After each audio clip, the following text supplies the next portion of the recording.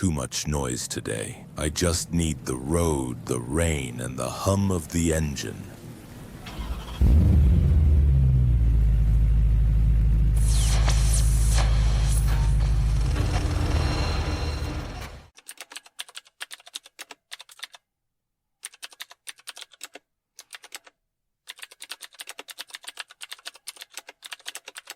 Have you ever felt like there's a part of you don't really understand? Like, you're not sure who you really are anymore? I've been there too. Let me share something with you. Maybe it'll help you see things a little clearer. You know what I've come to realize? The people who annoy us the most, the ones who make our skin crawl with their arrogance, their neediness, their fake smiles, or their sharp words, they're usually the ones holding up the clearest mirror. It took me a long time to see that. I used to think they were just bad people, or at least people I was better off avoiding. But life doesn't let you avoid those mirrors forever.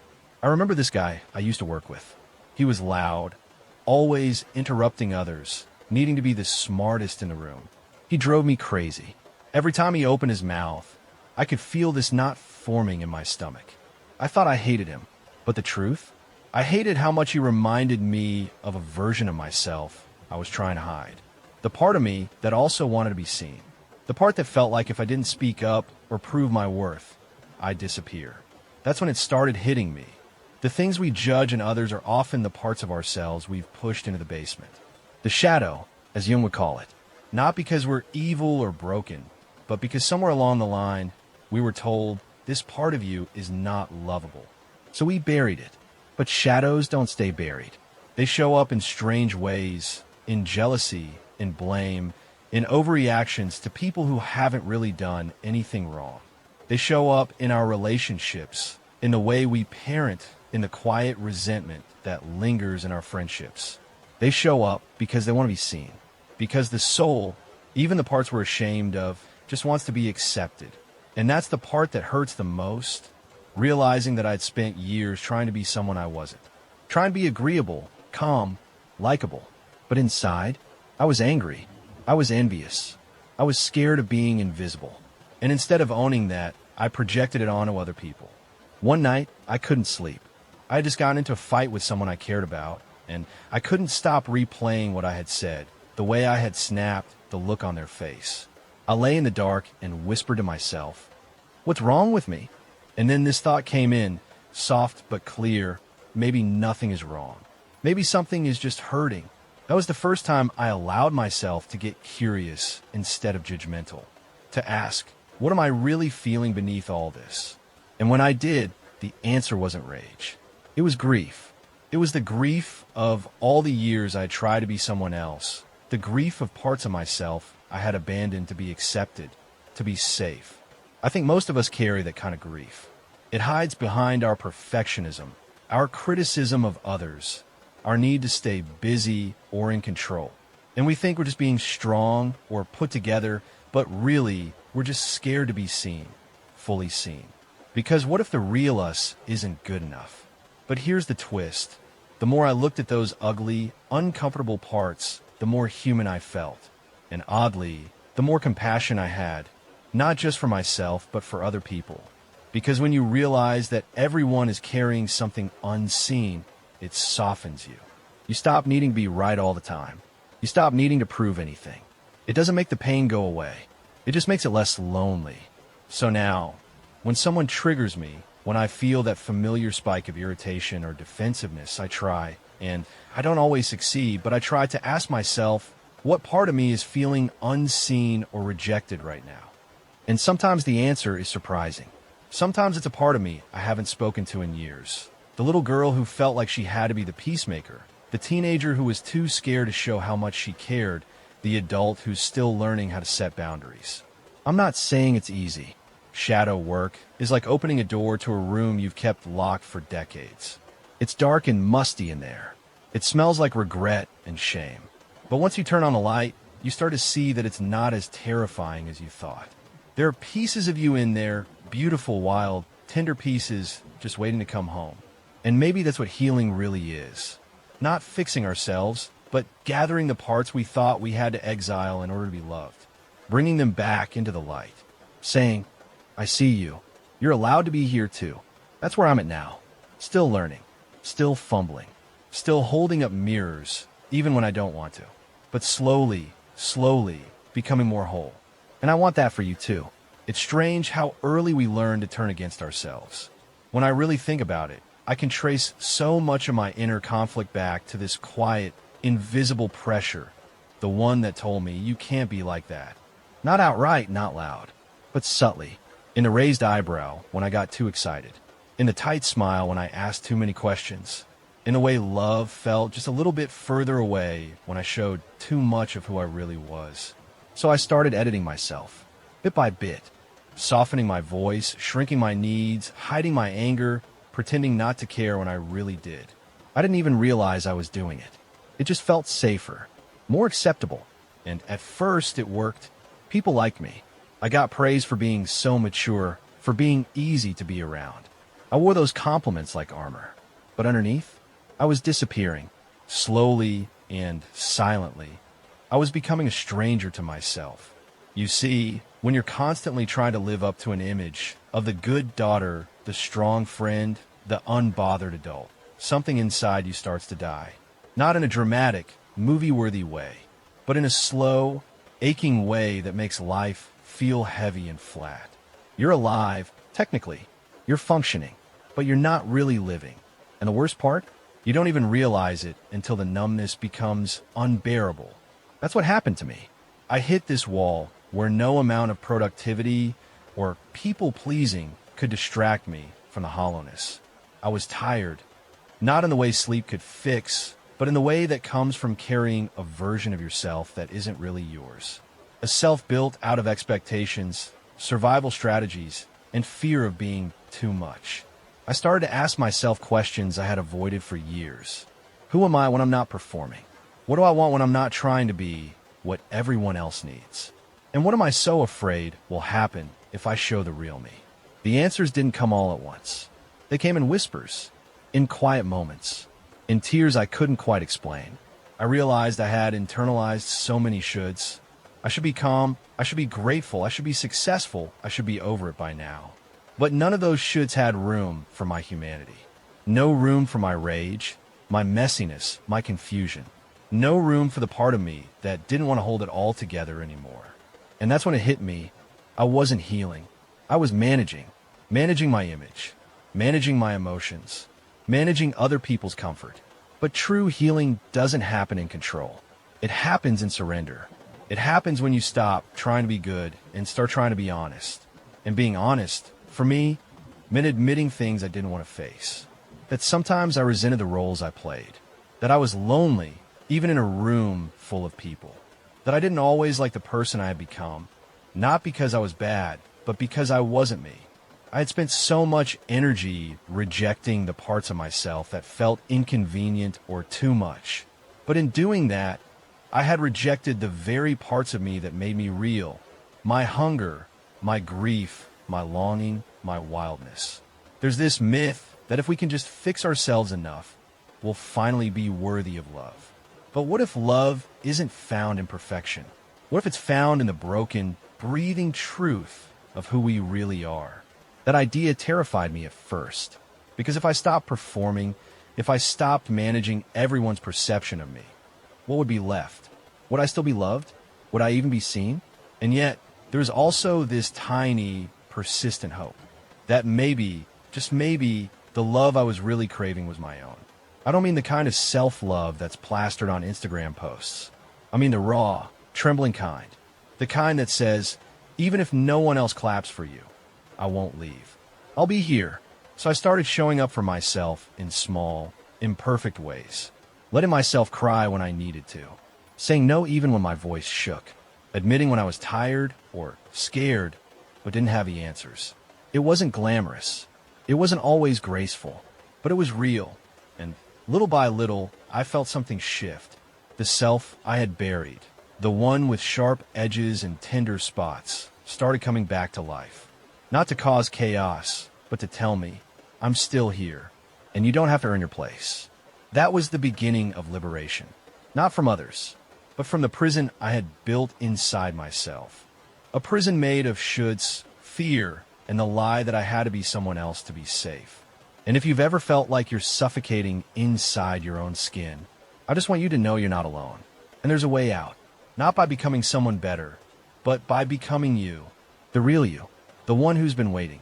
There's a kind of silence that doesn't bring peace, it brings fear. That thick, empty quiet where you're sitting alone with yourself, and suddenly nothing feels real anymore.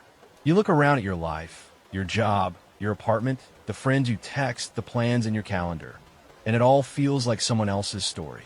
Like you woke up in the middle of a movie you forgot auditioning for. That's where I was. Everything was technically fine. Nothing catastrophic had happened. But I couldn't shake this aching, hollow feeling, like something vital had slipped out of my hands, and I didn't even know what it was. I remember one morning, sitting at the edge of my bed, holding a coffee cup like it was an anchor. The sun was shining. My inbox was full. My phone buzzed with messages. And all I could think was, is this it? Is this all there is? It wasn't sadness, not exactly. It was more like nothingness. A slow, creeping numbness that made even the smallest decisions. What to eat, who to call, feel exhausting. I didn't want to die. I just didn't know how to keep living like this. Going through the motions. Performing stability. Smiling when I felt disconnected. Achieving goals that didn't feed my soul. And the scariest part? No one knew. Not even the people closest to me. I had become a master at keeping it together. I wore my competence like camouflage, but inside I was unraveling. That's when I started reading again. Not self-help books or productivity hacks, but philosophy, psychology, anything that felt like someone else had asked these same impossible questions. That's how I stumbled across Viktor Frankl, and this one sentence hit me like a thunderclap. Those who have a why to live can bear almost anyhow, and it cracked something open. Because that was it. That was the ache I couldn't name. The why was missing. The meaning. The sense that my life was mine and not just a series of tasks or roles or expectations. We don't talk about this enough. How meaninglessness can feel like slow death. How it doesn't announce itself dramatically, but seeps into your bones until you forget what joy even feels like. Until just getting through the day becomes your only goal. I started to ask myself hard questions. What do I actually value? What would I still choose, even if no one clapped for it? Even if it didn't impress anyone? The answers were slow. They came with a lot of silence, and more than a few nights staring at the ceiling, wondering if I was just broken. But eventually, I started to realize that I had been living a life built around survival, not expression. Around obligation, not connection. And the truth is, we can't survive for a long time without meaning. We can stay busy, entertained, distracted. But eventually the soul protests. It says, I didn't come here just to function. I came here to feel, to grow, to become. It's a hard place to be, the in-between. When you no longer want the life you've built, but you're terrified to tear it down. When the path ahead is unclear and the voices around you are saying, you should be grateful, others have it worse. You're just overthinking. But there's a deeper voice, quieter but truer. It says, this ache is sacred. Don't run from it. It's not a problem. It's a doorway. That's when I began to see the emptiness not as punishment, but as invitation. The blank space wasn't a failure. It was a canvas. And if I could sit with it, really sit with it, without rushing to fill it with noise or plans, maybe something true would emerge. I stopped pretending I had answers. I let go of the pressure to be okay. And in that surrender, I felt a flicker of something I hadn't felt in years. Curiosity. Not about what I should be doing, but about who I actually was. I started journaling without censorship. I let myself write down things I wasn't proud of, fears, regrets, confessions. And buried underneath all of it was this quiet, consistent longing to feel alive again. Not productive, not impressive, alive. And slowly, painfully, I realized that aliveness doesn't come from fixing yourself. It comes from reconnecting with what moves you. What breaks your heart open? What makes you lose track of time? What scares you? Not because it's wrong, but because it matters. Meaning isn't something you find out there. It's something you build inside, moment by moment, choice by choice. And it often starts with a breakdown, the collapse of a life that was never really yours to begin with. So if you've ever felt that emptiness, if you're sitting in that heavy silence, wondering what went wrong, maybe nothing did. Maybe you're just waking up. And that is not failure. That is the beginning of something real. There's something no one really tells you about healing. It often starts with a breakdown that looks like failure, but is really an invitation to finally listen. For a long time, I avoided silence.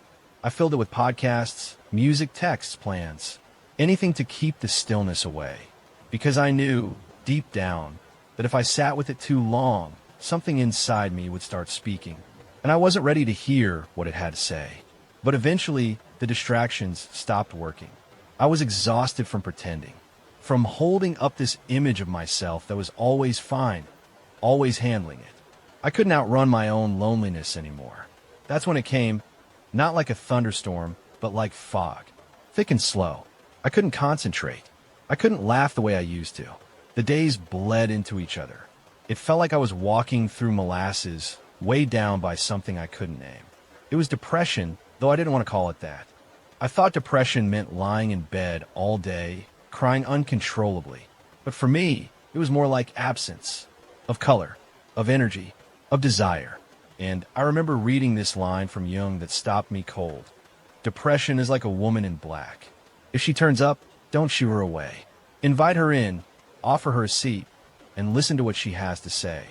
That changed everything. I started to treat the depression not as an enemy, but as a messenger. A guest, unwelcome maybe, but meaningful. She wasn't here to destroy me. She was here to reveal something I hadn't been willing to face. So I let myself stop running. I stopped trying to be productive. I stopped trying to be inspiring or interesting or good. I just was. And in that quiet, things began to rise up. Memories, fears, old grief I thought I'd outgrown. Anger I had buried so deep it had turned into shame. And for the first time, I didn't push it all away. I sat with it. I listened. There was one night I'll never forget. I was lying on the floor in the dark, not even crying, just breathing. And this thought came, not from my brain, but from somewhere deeper. You don't have to earn rest. You don't have to be perfect to be loved. I don't know where it came from. Maybe it was that inner child. Maybe it was the part of me I had abandoned. The one who used to feel everything so deeply, who was told she was too much and learned to shrink. I started speaking to her, not out loud, but in my heart. I told her I was sorry for leaving her alone for so long, for demanding she be strong when she was scared, for silencing her just to be accepted. And that's when I realized this part of me, the one I'd hidden away, wasn't the problem. She was the key. All those parts we try to exile, the needy one, the angry one, the fearful one, they don't need to be erased. They need to be seen, heard, held, not fixed, just loved. That was a huge shift for me. I stopped seeing my emotions as something to manage and started seeing them as something to understand. Not every feeling needed to be acted on, but every feeling deserved a seat at the table. It's wild how much power there is in simply allowing yourself to feel.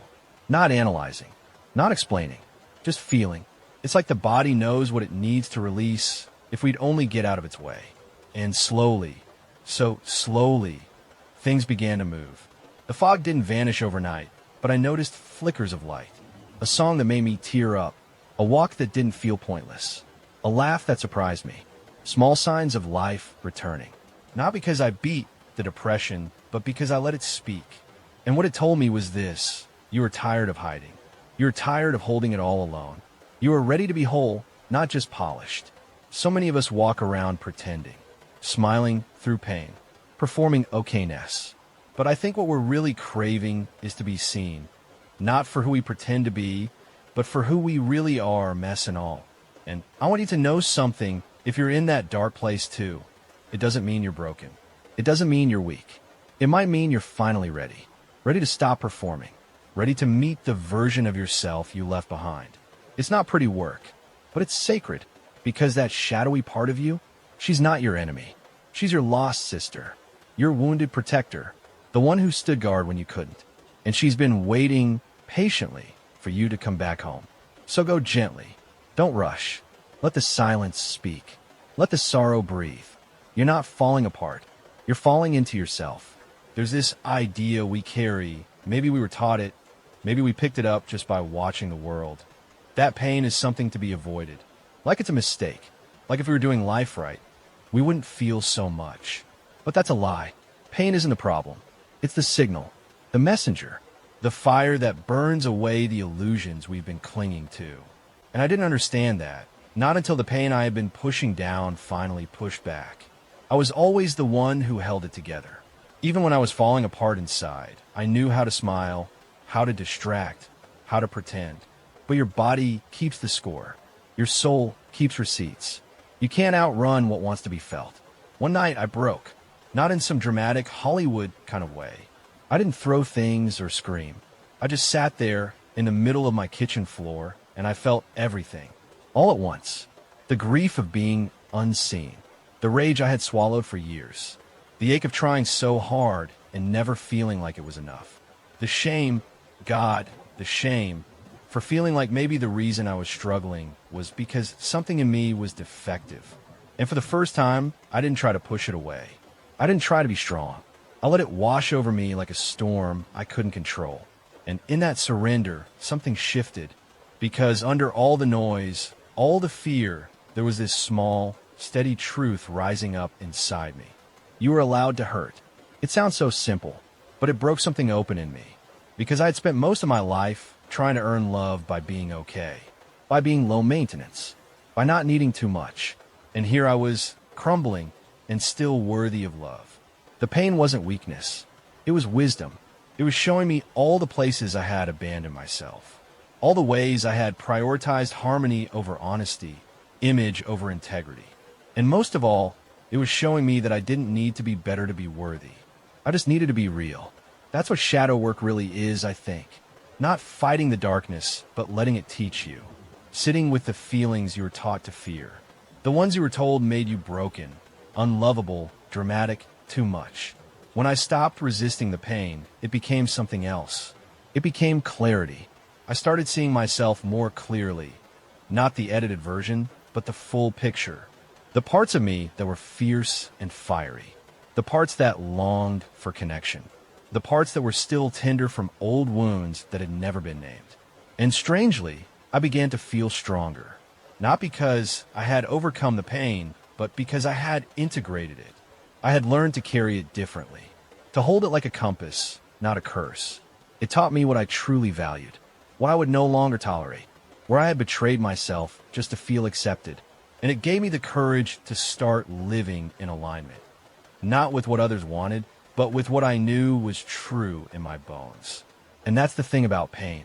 When you let it shape you, it doesn't just make you softer, it makes you sharper. More discerning. More alive. You begin to recognize the difference between comfort and peace. Between performing love and receiving it. Between being liked and being seen. I stopped apologizing for my intensity. I stopped shrinking to fit into rooms that couldn't hold me. I stopped begging for crumbs of approval from people who were never really listening. Not because I was angry, though yes, there was anger, but because I finally saw my own worth. Not the curated, palatable version, but the raw, full-hearted truth of who I am. And I want to say this to you, if you're hurting right now, don't run from it. I know it's tempting. I know the world tells us to numb it, fix it, hide it. But the truth is the only way out is through. And the deeper you go, the more gold you'll find buried beneath the rubble. Because pain doesn't come to punish you. It comes to awaken you, to peel back the layers of who you thought you had to be, and reveal who you've been all along. You're not broken. You're becoming. And this pain, it's not the end. It's the fire that's forging you into someone freer, braver, and more you than ever before. There's a quiet revolution that happens inside you when you stop trying to return to the person you used to be and instead start becoming someone new, someone truer. I didn't notice it all at once. In fact, it came so subtly that I almost missed it. Just small shifts at first. I stopped pretending to be interested in conversations that drained me. I started saying, I don't know, instead of pretending I had it all figured out. I listened more, not just to others, but to myself. And then one day I looked around and realized the life I had been building wasn't mine anymore. Maybe it never really was. That realization hit hard. I had spent years climbing ladders, chasing milestones, fitting into spaces that looked impressive on the outside. But inside, I was a stranger in my own story. It was terrifying because if I let go of that life, that image, those expectations, what was left? Who would I be without all the roles I had worked so hard to perfect? And yet there was also relief because I was so tired of performing. There's this idea Jung talked about, the persona. It's the mask we wear to function in society. It helps us survive. But the danger is, if we wear it too long, we start to believe that's all we are. We forget that beneath the mask is something wild and alive. The real self, the one that doesn't need to be liked to belong. That's where I was, standing at the edge of who I had been, staring into the unknown of who I was becoming. It felt like waking up from a dream, one where I had been living on autopilot, smiling at the right moments, working hard, staying busy, being good. But underneath it all, I wasn't living, I was just complying. And the cost of compliance is always authenticity. So I started dismantling the performance. Carefully, painfully, one piece at a time. I stopped chasing people who only love the mask. I walked away from paths that no longer made sense, even if they looked successful. I began to choose peace over performance, connection over validation. I won't lie, it was lonely at first. When you stop being who others want you to be, not everyone claps. Some people leave, some get confused, some push back because your change threatens their comfort. But you know what? The people who stay, the ones who see you, really see you, those are the ones worth building your life around. And more importantly, you begin to stay. You stop abandoning yourself to keep the peace. You stop editing yourself to fit into someone else's idea of enough. That's freedom, not the kind that comes from rebellion, but the kind that comes from alignment, from living in a way that makes your soul exhale. I started making choices from a new place, not fear, not obligation, but truth. I asked myself, if no one else was watching, what would I still choose? I let go of the hustle to be understood. I stopped trying to explain my healing to people who hadn't even begun their own. I realized that I didn't owe anyone a version of me that made them comfortable. And with every choice that honored my truth, I felt lighter. It wasn't always easy, but it was honest. And that honesty, that raw commitment to living as who I really am, became my compass. Because here's the truth most of us are never taught. You don't need to be anything other than what you are. Your value isn't in your productivity, your success, your image. It's in your presence, your heart, your wholeness. There's a whole world inside you that's been waiting to be lived, not for applause, but for peace. Not to impress, but to feel. And maybe the breakdown you're facing, the confusion, the aching, maybe it's not a failure. Maybe it's your soul rejecting the script. Maybe it's the moment you finally decide to write your own. You don't need permission. You just need to remember that you get to choose. This life, your real life, begins the moment you stop performing and start belonging to yourself. I used to think healing would make me into someone new. Someone softer, wiser, more enlightened. Someone who always knew the right thing to say, who never got triggered, who woke up every morning with glowing peace and purpose. But that's not how it works. Healing didn't make me new. It made me whole. And wholeness, I've learned, isn't about getting rid of your darkness. It's about learning to hold it without shame. It's about bringing all of you to the table.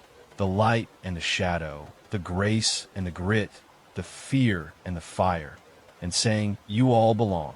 It's wild how different life feels when you stop trying to split yourself in two. There was a time when I thought the goal was to fix myself, to become some perfect version who never felt insecure, never lost her temper, never doubted her path. But the more I tried to be that person, the further I drifted from who I actually was. And now, I don't want to be perfect. I want to be real. That means I still get things wrong. I still have messy days. I still forget what I've learned and fall back into old patterns. But now, I catch myself with compassion, not contempt. I apologize to myself the way I would to a dear friend. I forgive myself out loud, because I'm not chasing some ideal anymore. I'm inhabiting my truth. That's what it means to be free. Not to never fall, but to know you'll meet yourself gently when you do. And strangely, the more I accept myself, Not just the shiny parts, but the whole spectrum, the more deeply I connect with others. Because people feel it when you're being real. They exhale around you. They open up. They soften. You become a mirror that reflects permission. Permission to be raw, to be human, to be enough, even in your becoming. I've stopped needing everyone to understand me. I've stopped shrinking to avoid making others uncomfortable. I've stopped chasing relationships that only love me in fragments. Now, I choose alignment over approval, peace over performance, truth over image. And yes, sometimes that means standing alone. But I'd rather stand in my integrity than sit at a table where I have to hide myself. Because the cost of pretending is too high, and the reward for showing up as you are, it's everything. It's waking up and recognizing your reflection without flinching. It's holding space for your past without drowning in it. It's moving through the world knowing that you are not broken. You are becoming. You're allowed to take up space. You're allowed to change.